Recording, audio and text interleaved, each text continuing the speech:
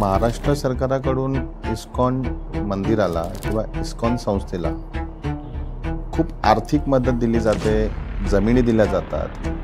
मग आपल्याला महाराष्ट्र सरकाराकडून आर्थिक मदत कधी आलेली आहे का? मी 1987 पासून मागतो आहे आणि मुख्यमंत्र्यांच्या आलेल्या 5 मुख्यमंत्र्यांना आतापर्यंत मी दिलेले आहेत.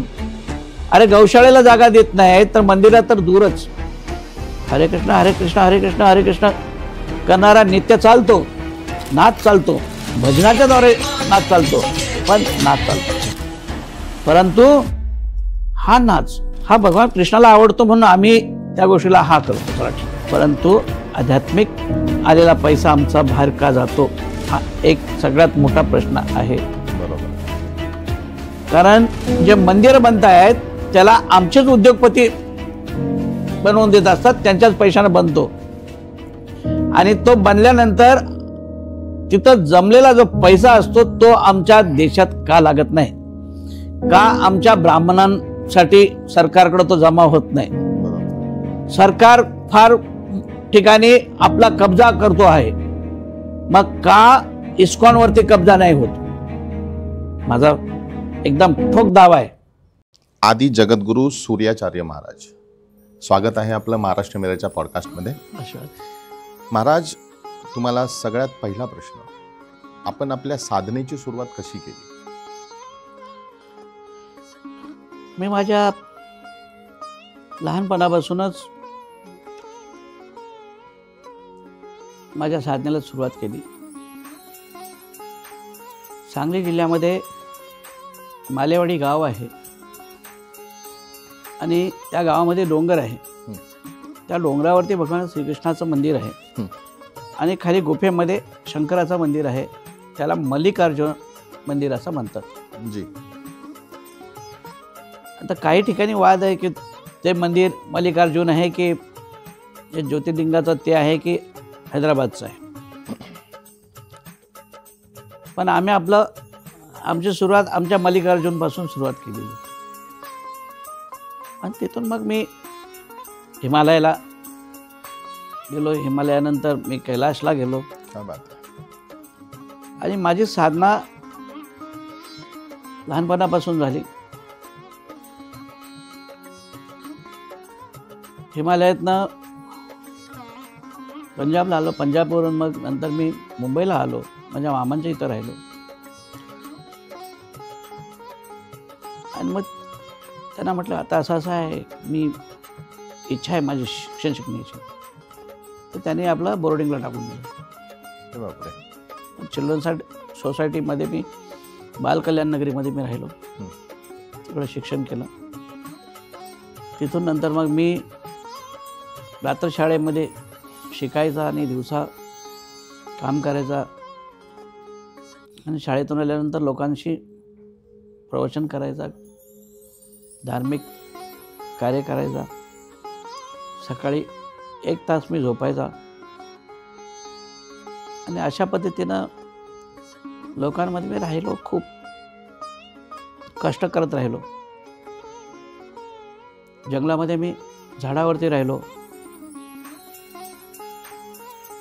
झाडाची पानं खाऊन राहिलो. बापरे, हा एक साधनेचा प्रकार आहे का?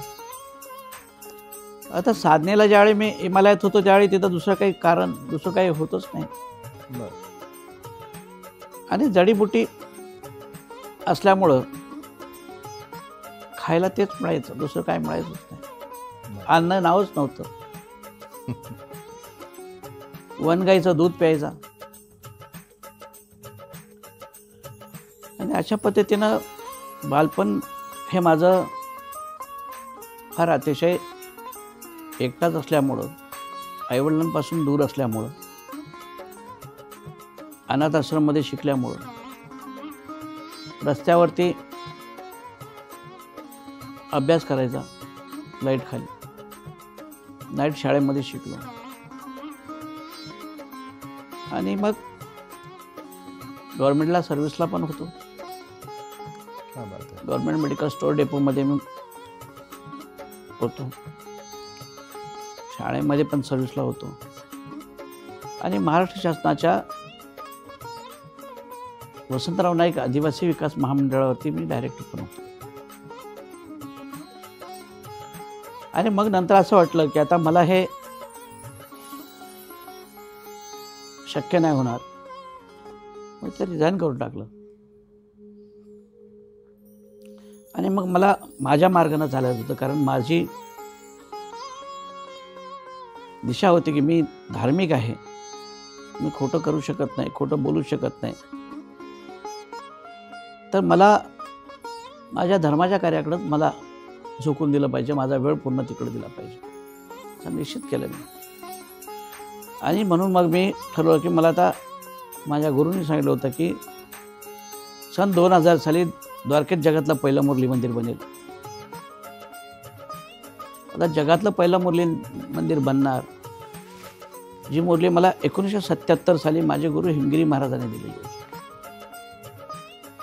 आणि त्या मुरलीची स्थापना ही माझ्या गुरूंच्या आज्ञेप्रमाणे 2000 साली व्हायला पाहिजे, गंगा दशहऱ्याच्या दिवशीच व्हायला पाहिजे असं त्यावेळी 77 साली सांगितलेलं होतं. म्हणजे 77 ते 2000 हा काळखंड 33 वर्षाचा होता जवळपास. त्यांचं हे स्वप्न होतं की त्यांनी भविष्यवाणी केली होती. नाही, त्याने भविष्यवाणी करून दिली होती. त्यांच्याकडे जी मुरली होती 450 वर्षापूर्वीची ती मुरली आहे. आणि त्यांच्या म्हणण्याप्रमाणे ती भगवान कृष्णाची मुरली आहे. माझ्या पहिले 4 परंपरेचे साधू सगळे 150-150 वर्ष जगलेले आहेत. त्यामुळं 450 वर्षापूर्वीची ती मुरली आहे.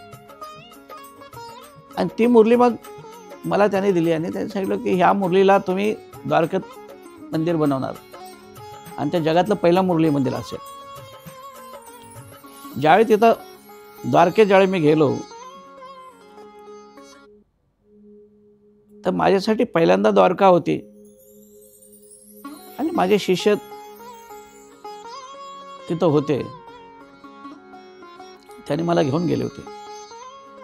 एक चंदूबाई दवे आणि त्यांची भाची मला घेऊन गेली होती.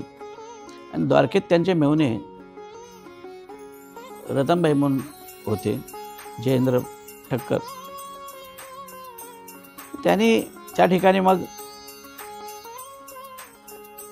मला स्थान दिलं. आणि काही दिवसानंतर मी म्हटलं आम्हाला आता इथं मंदिर बनवायचं आहे, आपल्याला तर जागा घ्यायला पाहिजे.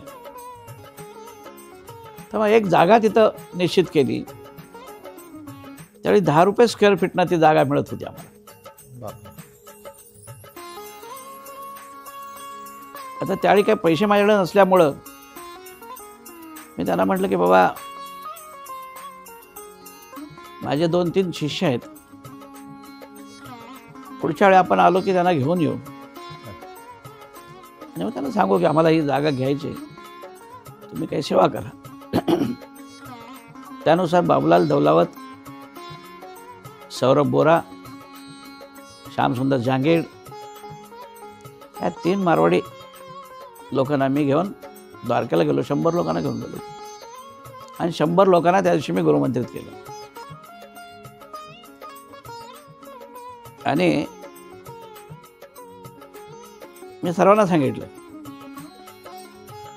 की आपल्याला जागा घ्यायची,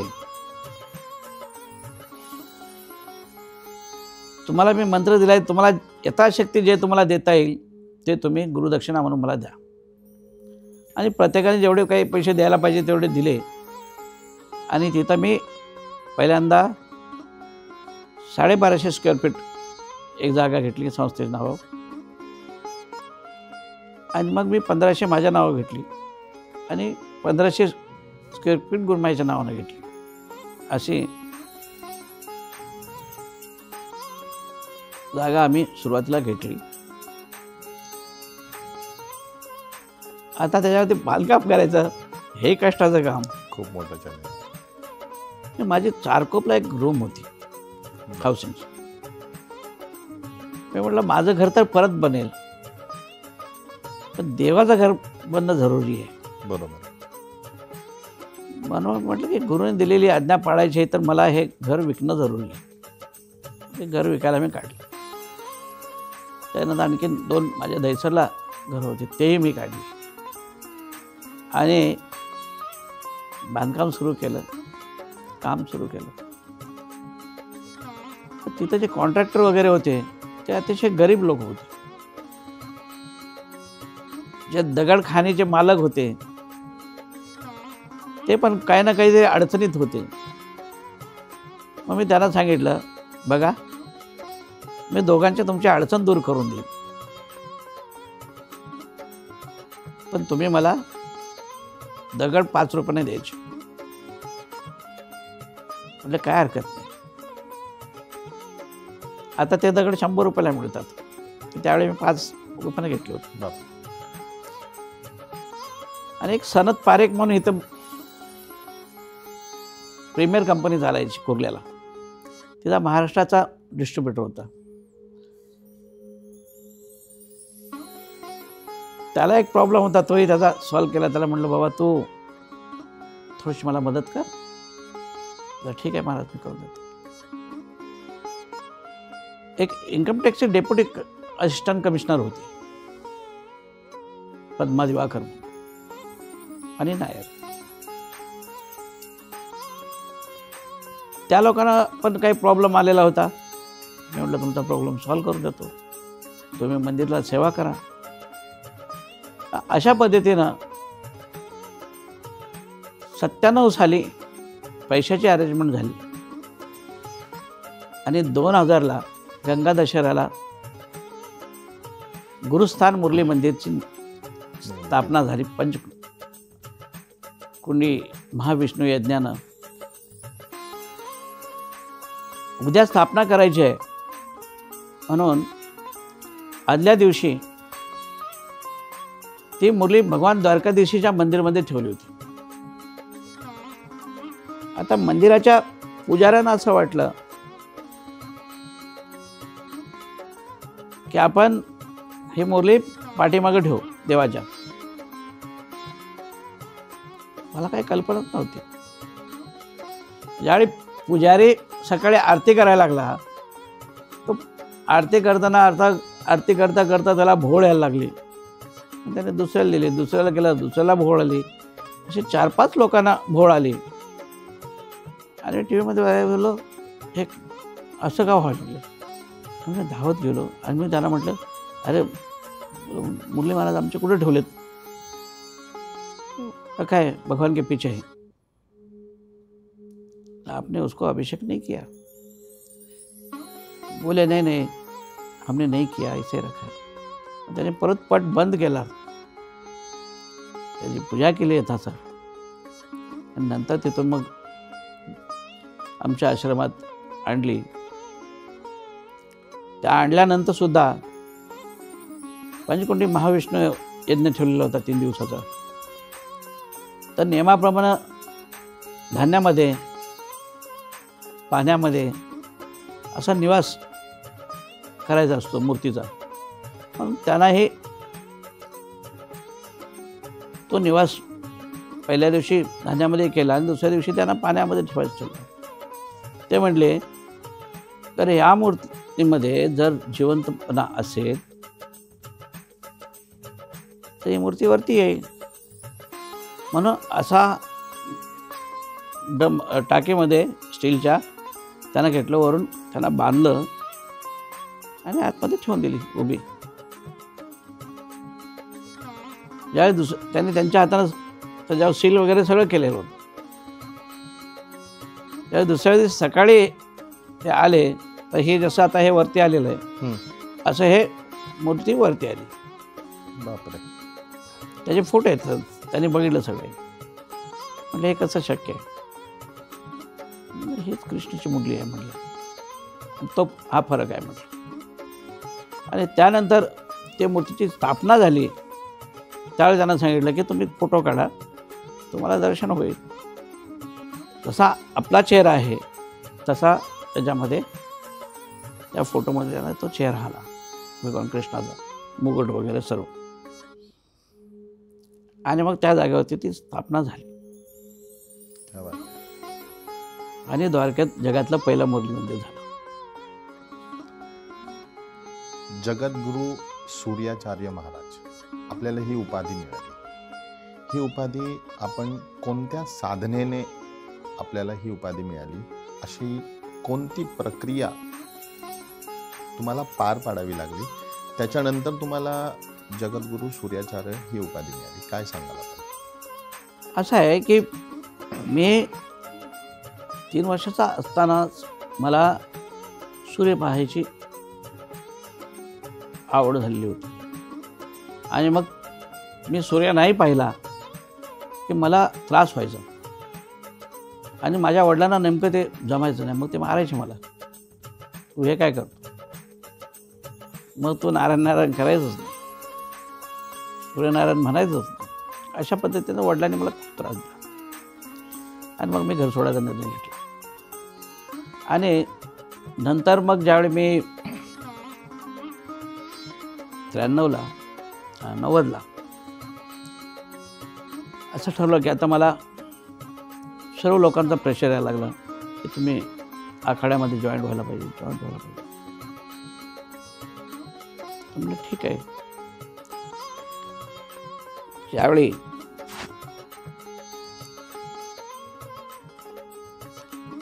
आजचे मुख्यमंत्री त्यावेळी नगरसेवक होते आणि ते कुंभमेळ्याला माझ्या रावटीमध्ये होते.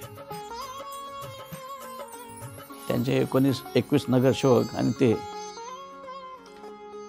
आणि नाशिक त्र्यंबकेश्वरला मग माझं मुंडन विधी वगैरे झाला आणि मला आनंद आखाड्यानं श्री श्री 1008 महंत म्हणून मला पदवी प्रदान केली.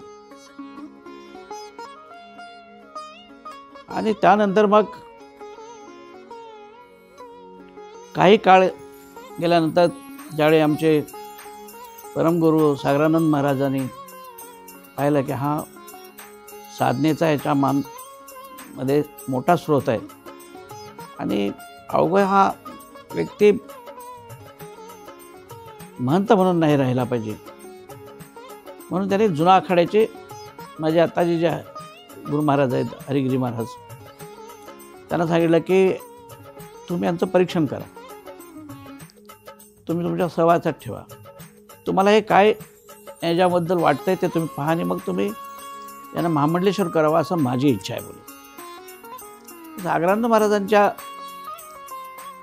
अनुभवानंतर हरिद्वारला 2010च्या कुंभात मला श्री श्री 1008 महामंडलेश्वर म्हणून पदवी प्राप्त.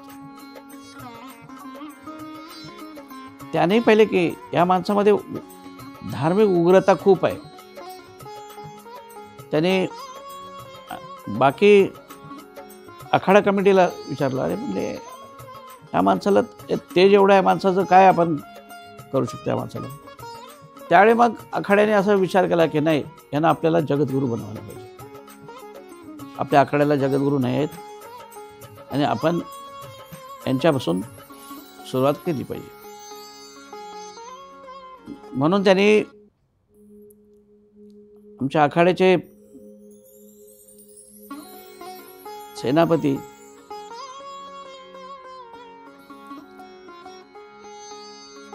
त्यांना विचारणा केली की बाबा आपण जर यांना जगद्गुरू केलं तर कसं राहील.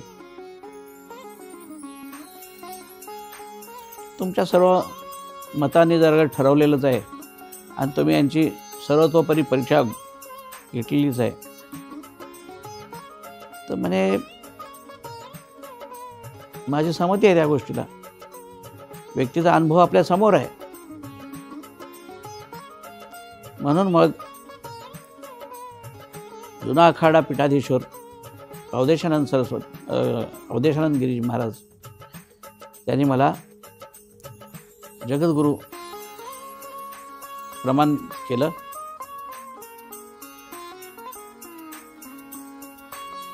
आणि ज्यावेळी त्यांनी मला प्रमाणित केलं त्यावेळी त्यांच्या सर्वांच्या डोक्यात यायला लागलं की बाबा हा माणूस एक एक 2-2 तास त्राटक करतो, सूर्य त्राटक करतो, हे भयानक ऊर्जा आहे. आणि त्यावेळी त्यांच्या लक्षात आलं की यांच्यासाठी अजून काहीतरी केलं पाहिजे. त्यावेळी त्यांना अशी कल्पना सुचली की आखाडा परिषदेमध्ये पण हा विषय टाकावा. म्हणून त्यांनी आखाड्यात बोलणं केलं. त्यांनी सांगितलं मग ठीक आहे, याला तर प्रक्रिया आहे शंकराचार्यांची. तर शंकराचार्यांची परंपरा आहे. तर माझा आणि स्वरूपानंद महाराजांचं मी जगद्गुरू न होण्यासाठी त्यांचा विषय वादाचा झाला. हरिगिरी महाराजांनी सांगितलं की नाही, आम्हाला यांना करायचंच आहे. त्याच्यानंतर मग त्यांनी सांगितलं की त्यांची परीक्षा घ्यायला पाहिजे. मग त्यांनी प्रयागराजला त्रिवेणी संगमावरती माघ मेल्याच्या वेळी ही परीक्षा घ्यायचं ठरलं. 2000 दंडी स्वामींना बोलवलं, दंडी स्वामीच्या अध्यक्षांना बोलवलं, मेला अधिकारीला बोलवलं, मेला SP ना बोलवलं आणि आखाड्याच्या सर्व आखाड्यांच्या लोकांना बोलवलं. तिथं 2 शंकराचार्यांना बोलवलं. सर्व ते भद्रपीठचे शंकराचार्य स्वामी अवधूतानंद सरस्वतींना बोलवलं आणि कागडापीठाचे जगद्गुरू शंकराचार्य शारदानंद सरस्वती महाराजांना बोलवलं. सांगितलं यांची परीक्षा घ्या. त्यावेळी माझ्या समोर असे कॅमेरा लावलेले होते. ज्यावेळी मी सगळ्या बोटी अलग अलग बोटी होत्या संगमावरती आणि आमची बोटमध्ये होती. अवधूतानंद सरस्वती महाराज माझे संघ होते, जे मी वरती पाहतोय पाहण्यासाठी.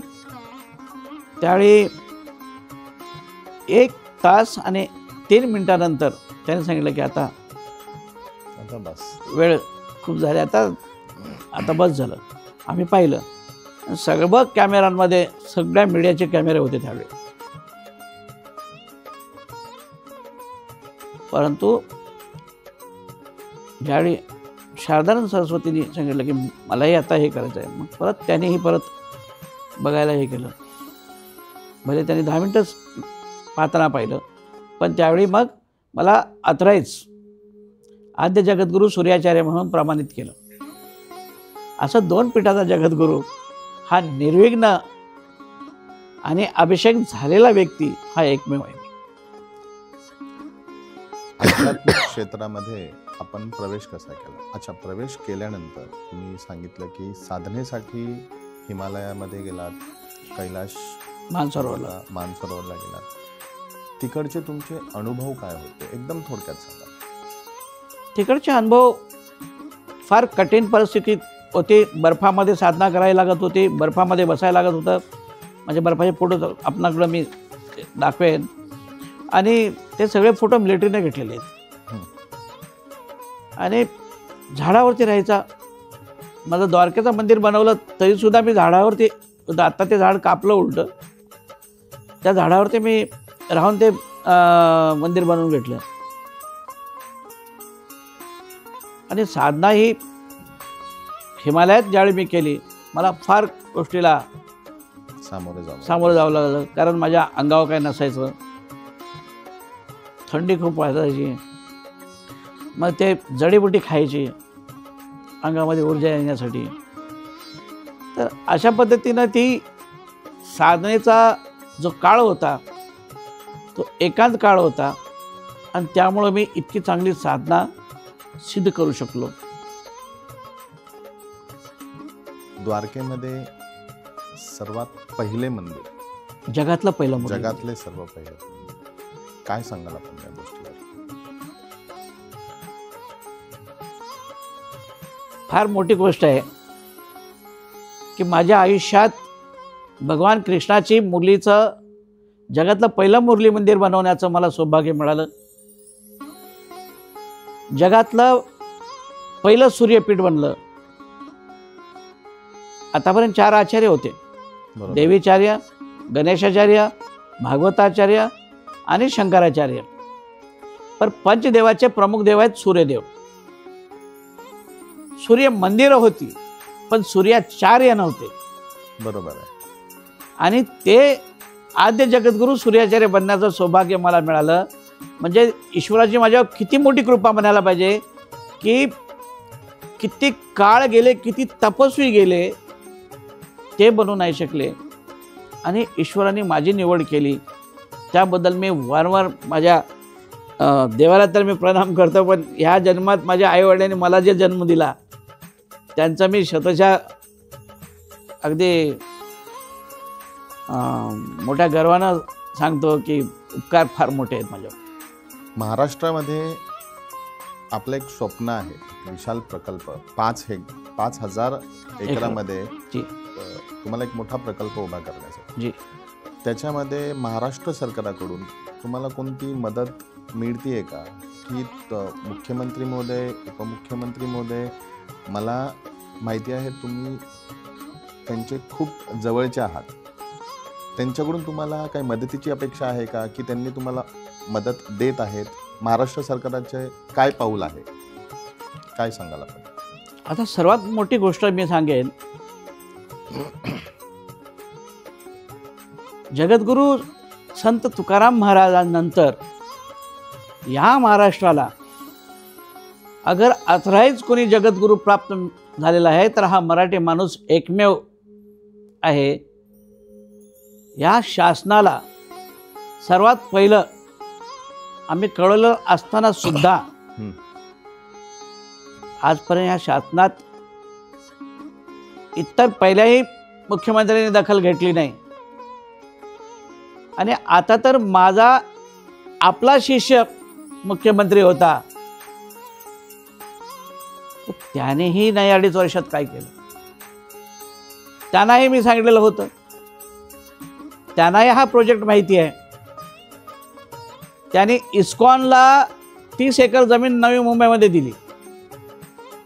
इस्कॉन मंदिर जे मध्येच तुम्हाला आढळतोय जे इस्कॉन मंदिराबद्दल आपण सांगितलं. इस्कॉन मंदिर हे व्यावसायिक संघटना आहे की त्यांनी आजही त्यांची परंपरा जपली आहे, आध्यात्मिकाची किंवा आध्यात्मिक त्यांची ओळख अजूनही त्यांनी जपली आहे. त्याला कारण आहे. सर्वप्रथम तर मी त्यांना बिझनेसमॅन म्हणेन. अच्छा.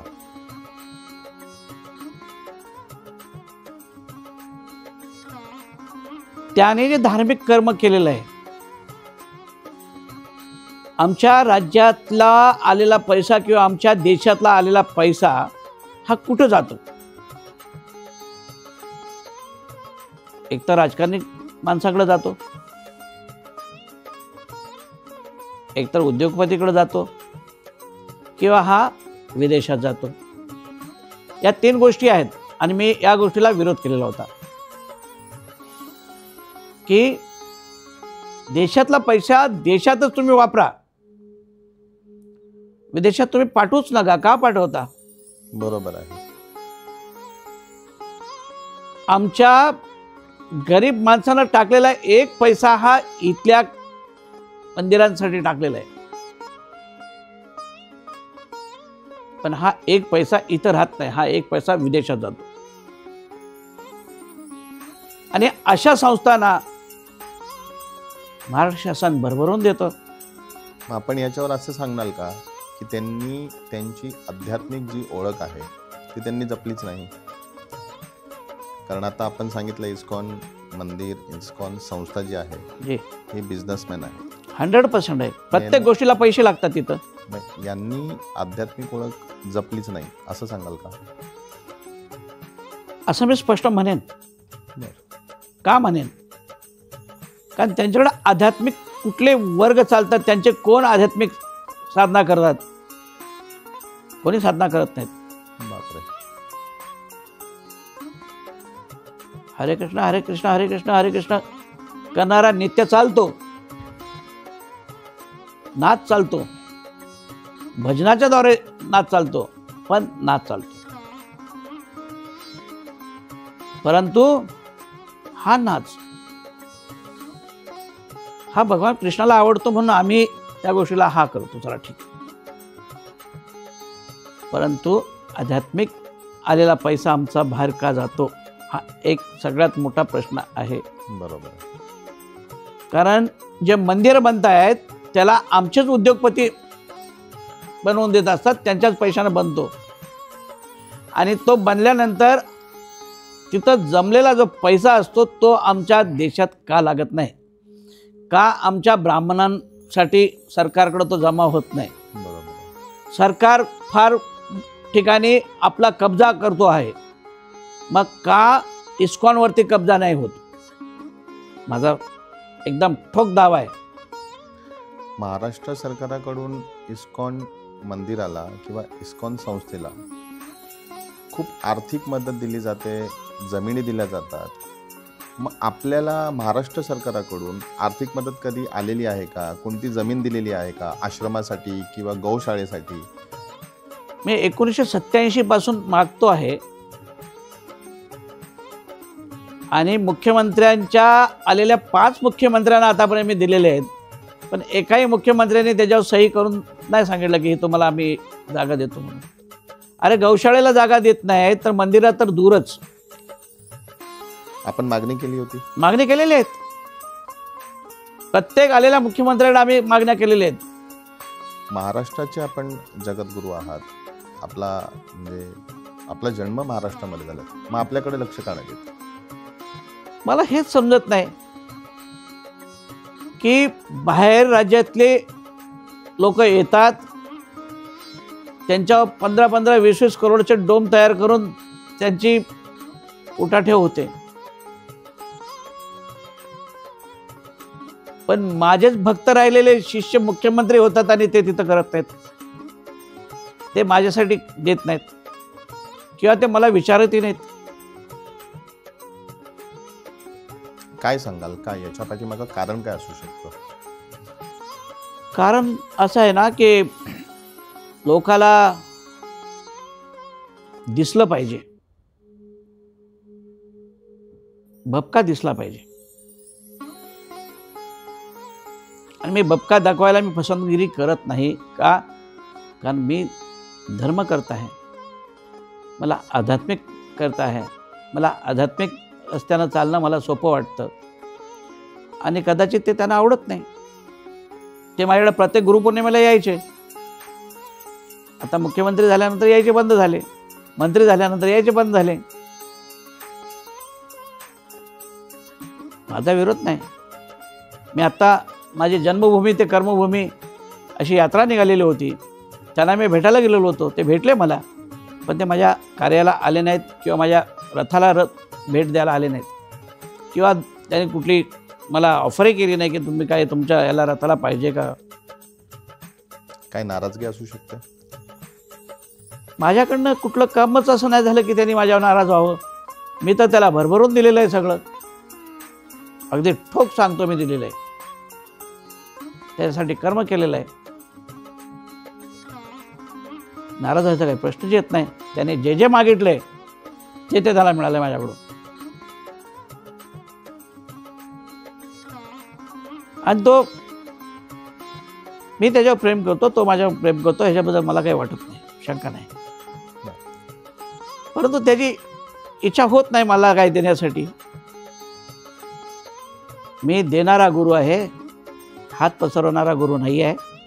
त्यामुळं मी बिनधास्त आहे. दिलं तरी तू माझा आहेस, नाही दिलंस तरी तू माझा आहेस, हे म्हणणारा माणूस आहे मी. मी भीक मागणार नाही. तुला वाटलं तर कर, नाही वाटलं तर नको करू. बरोबर. ज्या देवाला माझ्याकडून करून घ्यायचं असेल तो तू, नाही तर दुसरा कोणी येईल तो देईल. पण देणारा देईल, पक्का देईल, माझा विश्वास आहे. महाराष्ट्रातच नव्हे तर पूर्ण जगभरामध्ये, पूर्ण देशात स्वयंघोषित शंकराचार्य महाराज आहेत, स्वयंघोषित जगद्गुरू आहेत, आपल्याला स्वयंघोषित करून घेतात. याच्यामध्ये मला असं वाटतं की जनतेच्या मनामध्ये एक संभ्रम निर्माण झालेला आहे. काय सांगाल आपण याच्या संदर्भात? लोक असं सांगतात की दिसतं ते विकतं, पण दिसतं ते खोटं असतं हे मी सिद्ध करून दाखवू शकतो आज. का तर लोकांना या गोष्टीचा अनुभव नाही आहे की आम्ही काय केलं पाहिजे. आमचं सत्य काय आहे की आम्ही एकतर ध्यान केलं पाहिजे, योग केले पाहिजे, साधना केली पाहिजे. लोक या गोष्टीकडे पाहतच नाहीत. लोक अवघं काय पाहतात की डान्स कुठं होतो, स्टेजवरती लोक नाचवतात कसं, आणि खूप मोठे पंडाळ लावून खूप मोठं जाहिरात करून आपलं वर्चस्व दाखवतात. तो व्यक्ती त्यांना योग्य वाटतो. आणि त्यामुळं आज सत्य आमच्यासारखे साधनाधारी लोक जे आहेत ते बोटा मोजण्या इतके सुद्धा शिल्लक राहिले नाहीत. आम्ही कुठल्या गोष्टीच्या मागं पडणार नाही.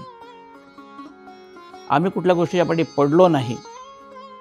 आध्यात्मिक हाच आमचा एक अजेंडा आहे. जो येईल तो खाईल, नाही तोही आपले खुशीत जगेल, पण त्याला आम्ही सांगणार नाही की तुम्ही या आणि खा. आतापर्यंत जेवढे मुख्यमंत्री बनले, जेवढे प्रधानमंत्री बनले, काही राष्ट्रपती पण आमच्या आशीर्वादाने बनले, परंतु मी कोणाकडेही आजपर्यंत काही मागितलं नाही, मागणारही नाही. जर तुम्हाला वाटत असेल की व्यक्ती योग्य आहे, व्यक्तीचं कर्म योग्य आहे, तर तुम्ही द्या. नाही तर मी माझी मेहनत करेन, माझ्या मेहनतीनं कमवेन आणि मी बांधेन. भीक मागणार नाही. निदान या पॉलिटिशियनच्या मागे तर नाही पडणार.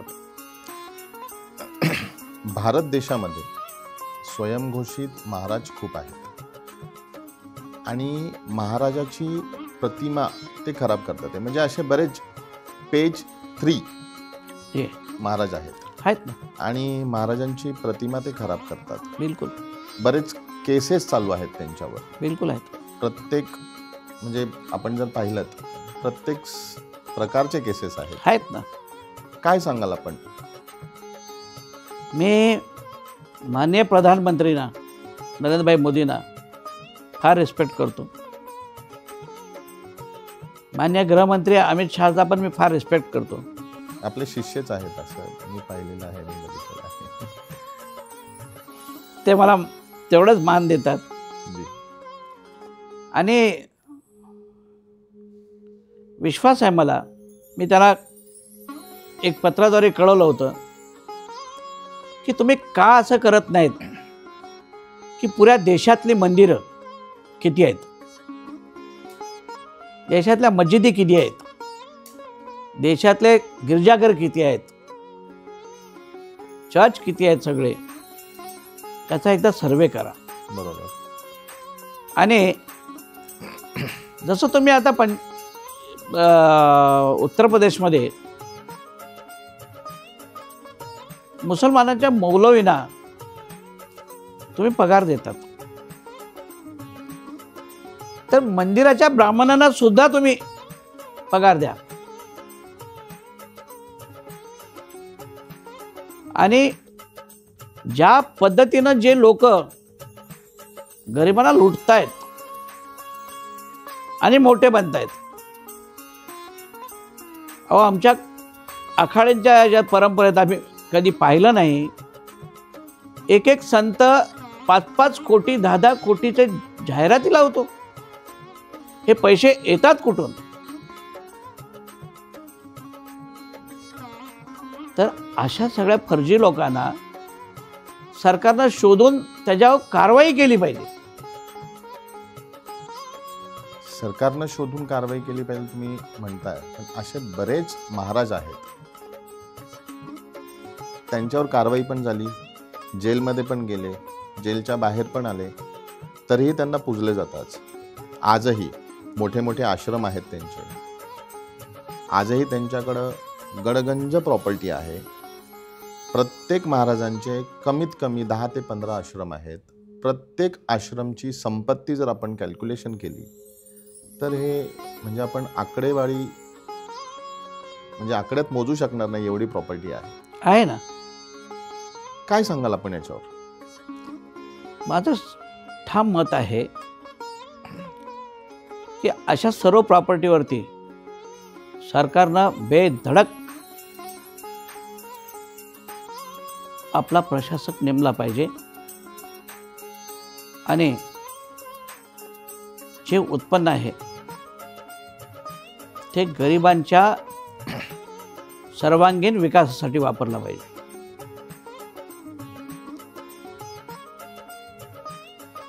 जे संत आहेत त्यांना 25% त्यातलं इन्कम जरूर दिलं पाहिजे. का तर त्यांच्या कारणानं ते चाललेलं आहे. त्यांच्या नावाला डाग न लावता सरकारनं त्यांना ते अनुदित केलं पाहिजे आणि बाकी पैसे त्यांच्याच संस्थेत ठेवून ते विकास कामाला वापरले पाहिजेत. ज्यावेळी एखादी संस्था ट्रस्ट स्थापन केली जाते, थोडासा माझा अभ्यास आहे म्हणून मी सांगतोय. जी बिलकुल. 85% हा सामाजिक कामासाठी वापरायसाठी आणि 15% मंदिरासाठी खर्च करण्याचा हा शासनाचा क्रायटेरिया आहे. पण आज उलट आहे. 15%च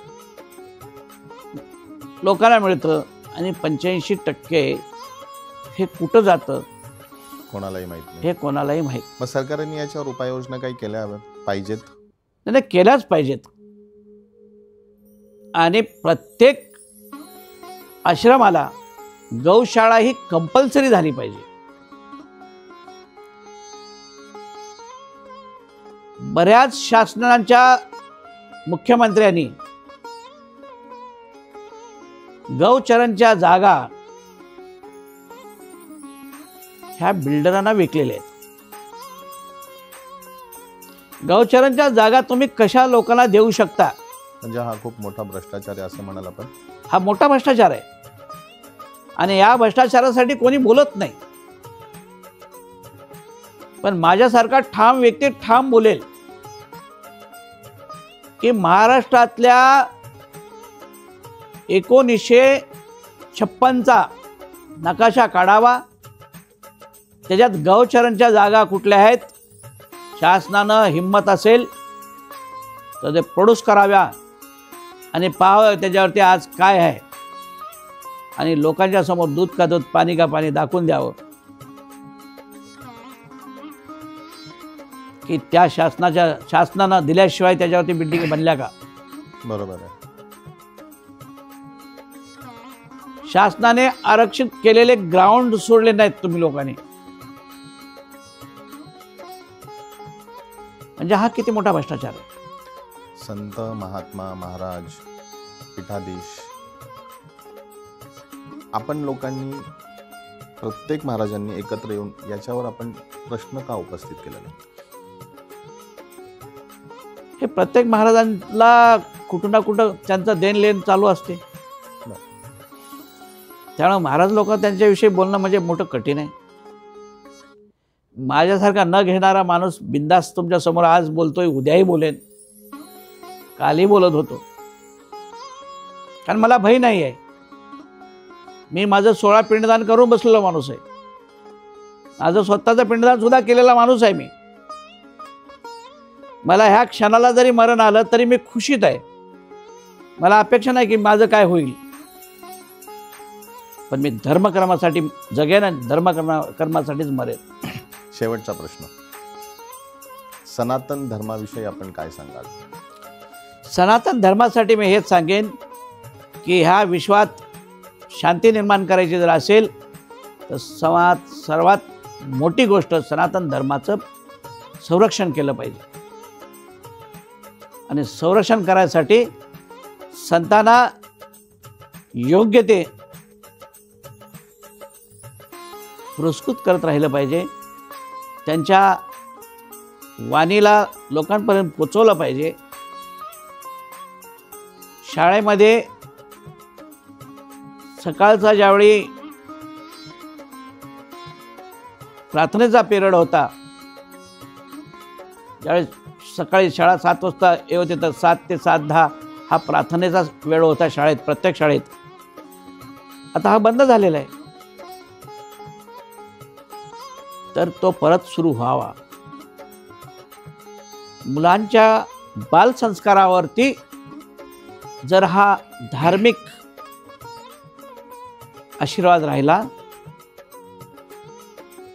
तर ती मुलं उद्या धर्माला पाहतील. नाही तर हे कुठल्या कुठल्या धर्माला पाहतील ह्याची काही गॅरंटी नाही. बरोबर.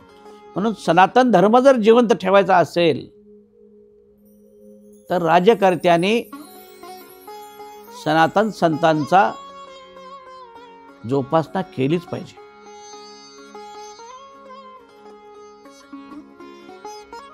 जर अशोक सराफ सारख्या माणसांना महाराष्ट्र भूषण मिळतो, पण माझ्यासारखा 61 वर्षाचा तपस्वी आहे, भूषण तर बाजूला ठेवा, पण साधी चौकशी नाही आहे की नोंदही नाही आहे की आमच्या राज्यातला हा एक संत आहे. दखल घेतली पाहिजे, घ्यायलाच पाहिजे. अरे तुमच्यासाठी एक फार मोठं देवानं दिलेलं दान आहे, वरदान आहे. माझ्यासारखा संत या मातीत जन्मलेला आहे, या राज्यात जन्मलेला आहे. हे तुम्ही त्याला जोपासलं पाहिजे, सांभाळलं पाहिजे. आणि तुम्हाला सांभाळ हे म्हणण्याची माझी जरूरत नाही, कारण मी सांगतो की माझा भगवंत मला सांभाळतो. मी तुमच्या अपेक्षित नाही आहे. बरोबर आहे. तुम्ही कराल तर ठीक आहे, नाही कराल तरी ठीक आहे.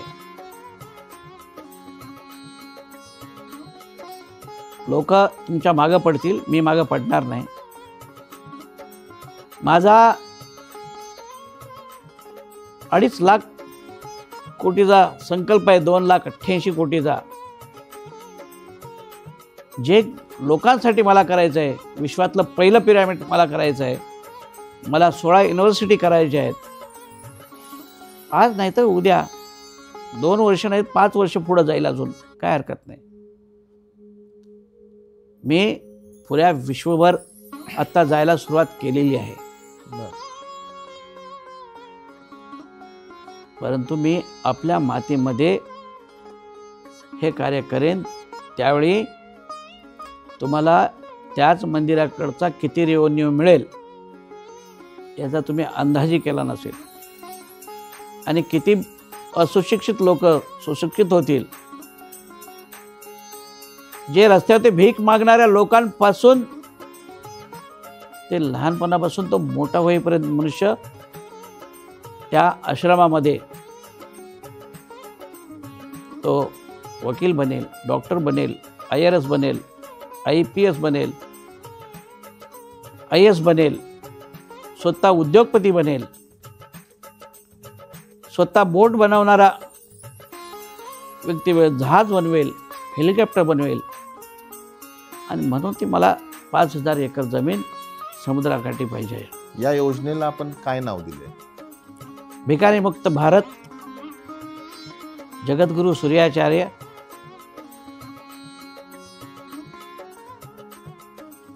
जे मंदिर आहे, सूर्यपीठ मुरली मंदिर पिरामिड. पिरामिड म्हणजे नेमकं काय मला समजलं नाही.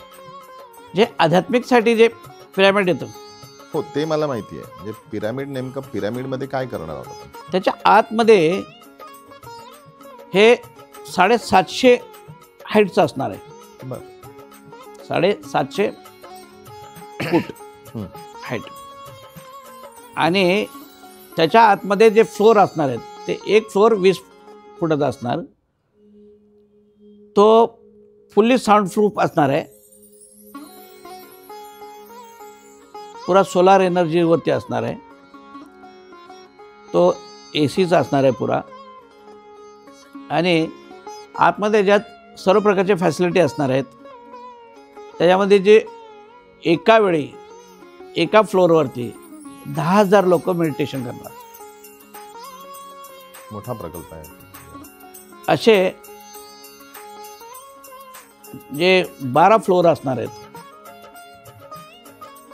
12 फ्लोअर ह्याच्यासाठी असणार आहे की पहिल्या दिवशी लोक येतील, ते खाली पहिल्या माळ्यावरती पहिलं अनुभव घेतील की बाबा इथं उद्या काय करणार आम्ही. दुसऱ्या दिवशी ते पहिल्यांदा पहिल्या स्टेपला जातील, दुसऱ्या स्टेपला जातील, असं 10 दिवस 10 फ्लोअरवरती हे करतील. नंतर 11व्या फ्लोअरला 12व्या फ्लोअरला लोक आम्ही काय केलं हे सांगतील आणि नंतर तिथून मग आपल्या घरी जातील. असा 12 दिवसाचा हा मेडिटेशन सेंटरचा कोर्स असणार आहे. जो मनुष्य तिथं येईल त्याला एकही पैसा द्यायचा नाही. तो पैसा आम्हीच जनरेट करू तिथं, कारण त्यावेळी तिथं देणारा इतका पैसा देणारा लोकांचा ओघ असणार आहे की आम्हाला कोणी मागायचं किंवा कंपल्सरी एवढी चार्ज लावायचा भानगडच पडणार नाही. कारण लाईट आम्ही स्वतःचे सोलार एजन्सी ठेवणार आहे. आम्ही स्वतःचं मेट्रो आतमध्ये ठेवणार आहे, म्हणजे कोणाला पैसे लागणार नाहीत. बरोबर आहे. आतमध्ये निवास देणार आहे. आतमध्ये 16 युनिव्हर्सिटी संघ स्वतःची डेअरी डेव्हलपमेंट डेअरी असणार आहे. गौशाळा मोठी असणार आहे. 1 लाख गाईची गौशाळा असणार आहे. हा, कारण एवढं दूध लागणार आहे आम्हाला. आम्ही केमिकलचं दूध नाही लोकांना घालणार खायला.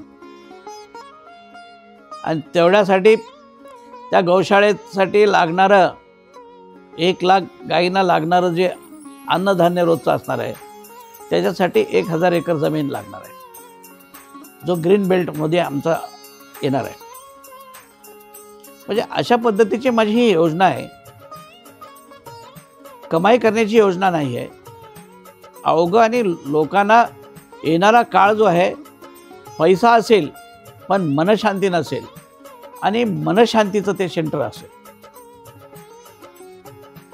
आणि त्यामध्ये एक वेळा मनुष्य आला ना की त्याला परत परत येण्याची इच्छा होईल. का? कारण आतमध्ये जे सगळं काय असणार आहे तो घरी जे खाऊ शकत नसेल तो तिथं खाऊ शकणार आहे. जो घरी शांतीनं जगू शकत नसेल तो तिथं तो 10 दिवस 12 दिवस शांतीनं जगणार आहे. म्हणजे त्याला जे ह्या सगळ्या सुखसोयी आहेत